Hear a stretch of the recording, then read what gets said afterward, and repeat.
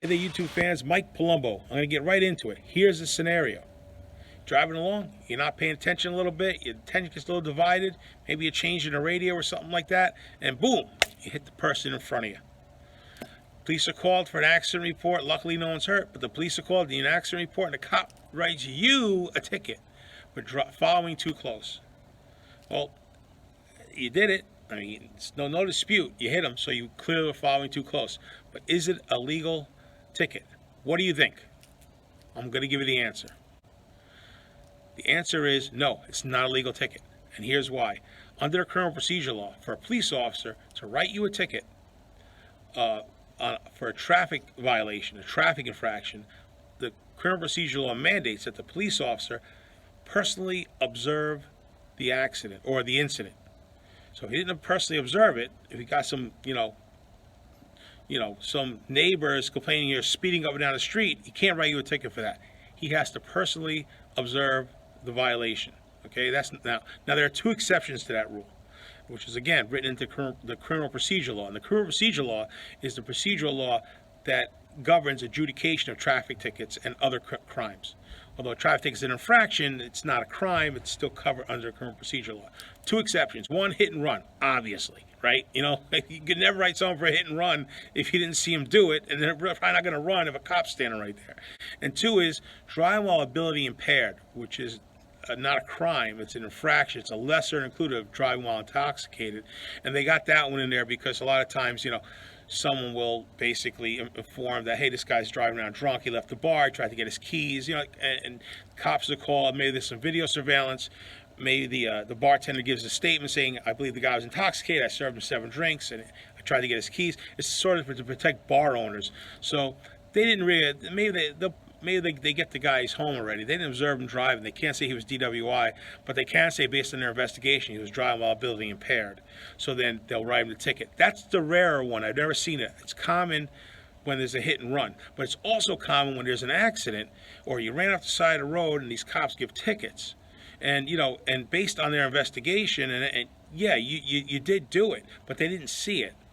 So most lawyers don't know this. It's illegal to write that ticket. They can't do it. What I do is I make a motion to dismiss. It always gets dismissed. My motion has never been denied because it's undeniable. It's in black and white. And the last thing you need is to be convicted of a traffic violation in relation to an accident. The accident itself could and often does cause your insurance to go up. I can't do anything about that, but what I can do is prevent an exponential increase in your insurance by making sure the underlying charge gets dismissed. And this is what I really do. Okay, well, I make the motion. This is why you really want me on your side when you need a lawyer, because I know what to do. I make the motion, and then I call the prosecutor, because you got to serve the prosecutor, because the prosecutor could oppose it. There's nothing to oppose. It's in black and white, okay? And I say to the prosecutor, listen, when you go to court, you don't got to put opposition in, so I'm satiating their laziness because they don't want to do paper, right? And I don't want to rub this in your nose. When we go to court, if you offer me a parking ticket, I'll take it. And you might say to me, like, well, why would you do that? Oh, great one. Why would you do that? Why would you do that to me? Make me pay a fine. I'll tell you why, okay? If I allocate you to a parking ticket, it's not going to cause an insurance increase. You're talking about a $125 fine. It's nothing, okay? It's a final adjudication on the merits. Listen to this. Final adjudication on the merits.